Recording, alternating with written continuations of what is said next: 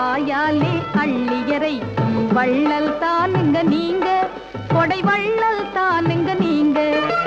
கையாலே காக்கை குருவியை கூட, எச்சல் கையாலே காக்கை குருவியை கூட திரட்டவும் மாட்டீங்க நீங்க.